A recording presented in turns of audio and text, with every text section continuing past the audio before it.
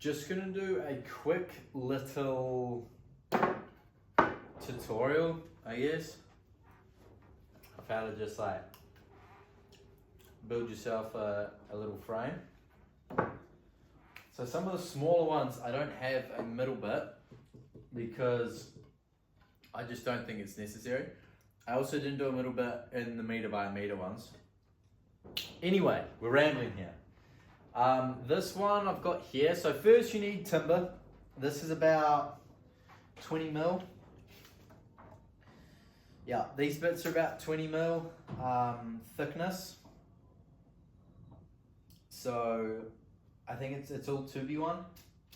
It's all 2x1 timber, and this frame is 580 by 390. So cut them to size. You want 40 mil down. So what you want, either side wants to be 40 mil less because of the thickness of those. It's not 40 mil. If your timber's 50 mil, then it'll be 50 mil less, or 25 each, sorry. But anyway, so mine's 20 mil and 20 mil. So cut 40 off these to fit them in between, and those are your intermediate pieces. And then you're drilling them in. So we'll just go through a quick demo. Let's leave that there. Got myself some new screws, so we are underway. So I didn't cut these very well, and these are some of the worst I've done, to be fair. Wow. What are they for starters? 350. Yeah, 350 by 580. So it's going to be 370 by 580 because obviously the 40 mil either side. Well, 20 either side, and they're just going to slip in like that.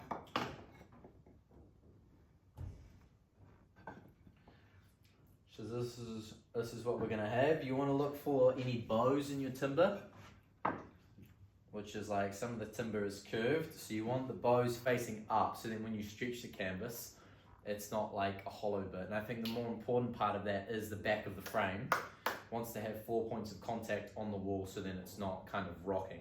Whether if it was bowed, it would kind of roll back and forth. It's not the end of the world if it's not like that, but obviously we want to make these as close to perfect as we can. But speaking of close to perfect, some of my worst work was cutting these. So sanding these back is not going to do a hell of a lot, but it's going to be enough just to take it off, and then screwing through the rest will kind of bring it level. But you do want all your cuts to be square. So if you've got a drop saw,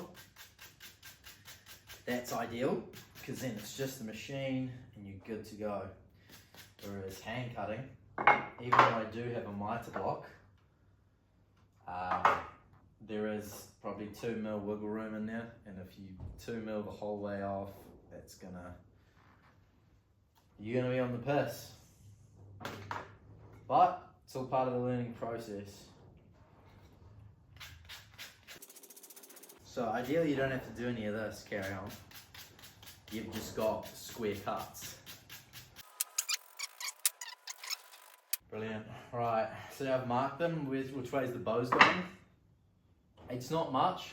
I would have marked it this way when it was a full length of timber, like the ones on the ground. So they're like probably 3 meters long, 2.5 to 3 meters long, all the lengths. And I've cut them down, but these aren't bad, which is good. See, that one's that way as well. Cool, so I like to start. This is my favorite corner here. This is what I've been working. It helps that the camera's there, so we're close enough to be able to see what I'm doing. So this one doesn't have, because it doesn't matter. So you want to drill your holes. Ideally you have 2 drills. So I've got one for drilling a hole in, and then my impact drill to screw my screws in. And these are the, so you want to be square. using the table as a guide. I think my table is square, but like, I've been going off it so far and it's been fine. So make sure you've got as square as you can be. Working side on is way better than working down. I did find from experience. So if you're trying to drill a straight thing down while trying to hold stuff, it's not ideal. Workbench is way better, and then drilling in from the side works well. I'm gonna start with the bottom, but I'm gonna pull it right to the edge. So then I can not only see that it's straight, but also when you're going in, this part's gonna hit the side of the table and I won't get very far through. So I need it as close to the edge as I can. You don't want to be right, you don't want to drill your hole, for example, right on the edge, because then it's going to crack. You want to be pretty central. I've got 2 screws in each corner that I'm screwing in. I've got 2 screws. Like that. See, that one's a bit close and it starts to crack. So this one's better. I only did 1 there, but usually I do 2. And you want them fairly central, depending on your cuts, but so we'll do the first one. Make sure the drill's going the right way, not reverse. It's 1. Make sure you're square. It's on the piss a little bit. And it's usually a little easier than that. I just made that look extremely hard. And then your impact drill. This drill's a beast, so no effort is required with this one.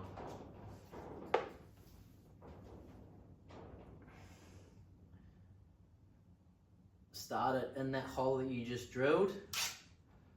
Make sure you're level, and you can kind of just inch it in to make sure things are level. Keep it square with the table. I'm saying level, when I say level I mean square. And then that's kind of off a little bit. Let's try and keep that square. There we go, it's not bad. There's one. Your first couple of screws are pretty important, so make sure you get those right, because that kind of sets the foundation of your entire frame. As if your first, what do you even call this? The first screws you put in, the first bits of the frame, if they're not square, then you're kind of like basing the rest of it off your already not square start. So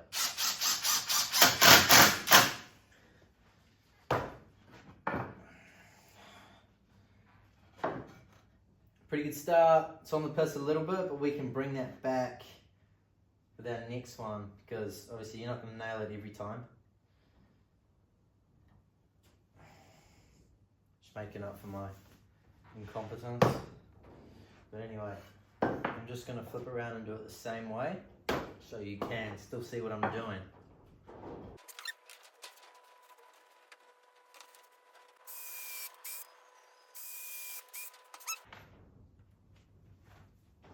I like to do the bottom ones first. I think that just kind of sets the tone a little better. Just trying to make sure it's square for when it tightens. Just going to pull it in nicely. And then when that second one goes in, it just secures it. So do make sure you are drilling level. Alright. Last one. Just keep it this way so we can see what we're doing. Last one before the intermediate though. Alright. So we can see this timber's already a little bit bent. What am I doing? Right. Just bring it to the corner.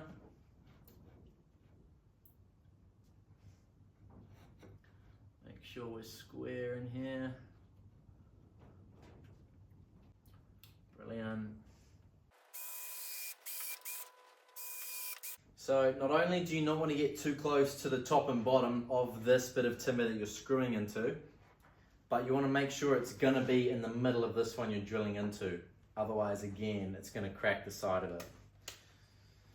Which, it's all common sense when you're doing it, but like, I don't know, to a rookie, someone like myself who didn't know what I was doing 2 weeks ago, yeah, I don't know, I feel like it's just worth saying. That first one doesn't need to be an extremely tight. You can always tighten them and loosen them, but yeah, just make sure you're where you want to be. That's not awful.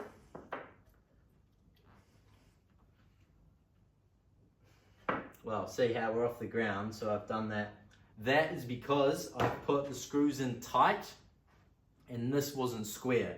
So the teeth of the screw are going into this bit of timber and it's pulling it as close to this flat bit of timber as possible, but because the edge of that, it's pulling it flat onto flat. That's bent, this side, to a flat edge is going to pull it up here, which is lifting this side. So that's why all of your cuts being straight are important. But again, I always like to say there is wiggle room, you don't need to be perfect. So as long as if I keep that tight down and hold everything down while I drill those holes perfectly level, and then those screws go in while I'm holding it down and flat to a flat bench, then we're good to go. Well, somewhat actually, because this side's up now. I'm gonna take that back and just kind of back them up a bit. See how I loosen this one? Oh, it's both of them really. That should come down. What side is it? It's the top one. Yeah, it is the top one. See, now that's flat.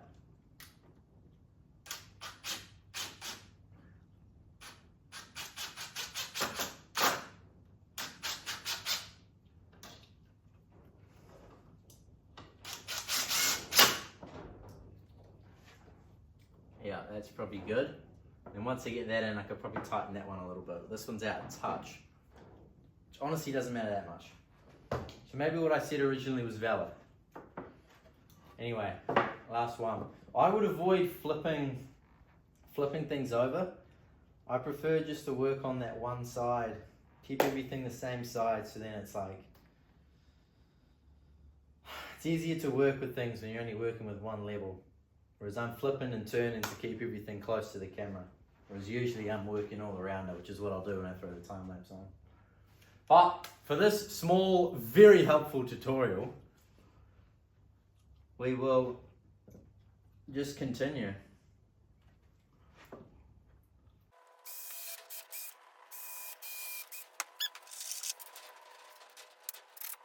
See how that's just off a little bit?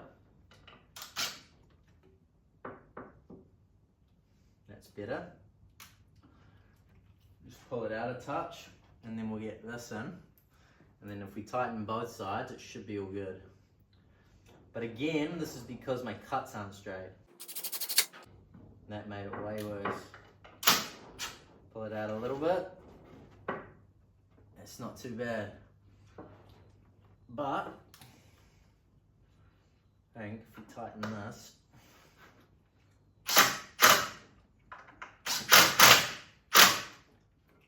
tighten that, we're severely on the piss.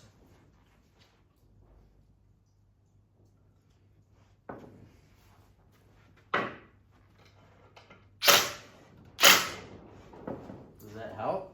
No, it doesn't. See, this is how easy it is to mess it up when your cuts aren't straight. A lot of my other cuts have been pretty good recently, so I haven't had this problem.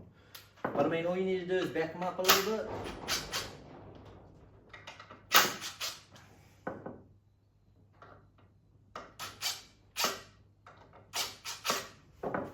Back this one up.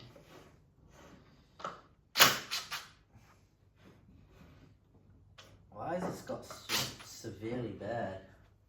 I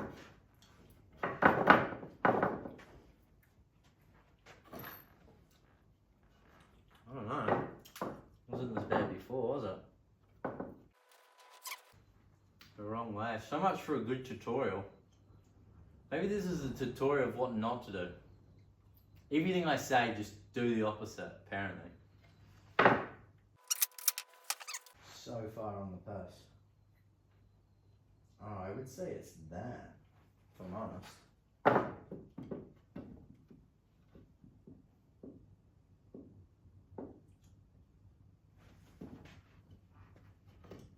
Just gonna like take them all out. Doesn't really help us, does it? Take all these out too. Well, that's better. We might have to just leave a little gap. That's good as it is. Whoa.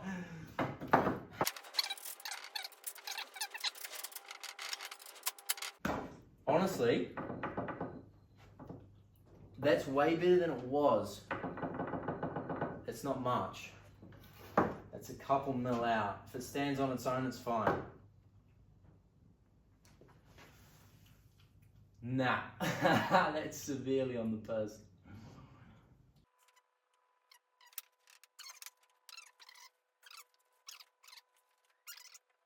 This could be loosened. The first fix is it?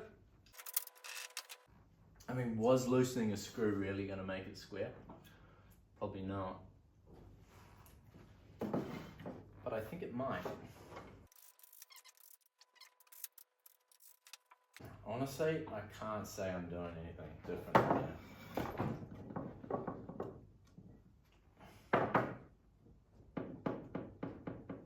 That's better. But it helps when you got straight cards. That is the only difference here. I wonder if this will help us or hinder us more with this intermediate bit. Hopefully the former. At this point I may as well just recut it. Just fucking up my... Anyway. Right now, measure the middle. So it's 580. So halfway, just 290. Yeah, 290. What am I doing? Doing a tutorial? Who's gonna listen to me? But there's something to learn from everyone.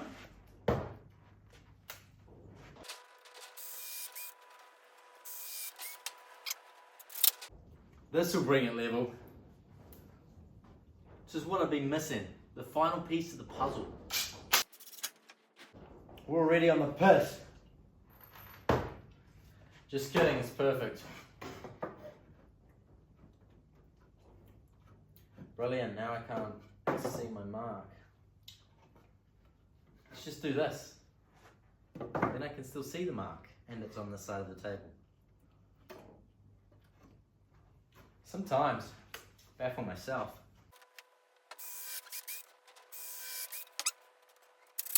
Uno mas. Fluent in Spanish as well, by the way. Yes! Oh! No, we're still on the piss. As if that was gonna fix it, right? Surely it's gotta stand on its own. Yes! I just gotta find like a wall that's on the piss. Then the frame and the wall can be on the piss together. Well, I mean, that's kind of concerning. This could be a contributing factor, but I did it on a flat bench, so I'm not sure. least the woods are different heights. Well, the cut's different heights. It's not my fault. Definitely is. Don't let me fool you. That one's 45. Oh, no way. That one's 45 too. It's a skill issue. Anyway. Now that was a perfect tutorial on how to build your own frame. Now go away and do a better job than I just did. This one was pretty good. I should have done my tutorial on that. See, it stands on its own too.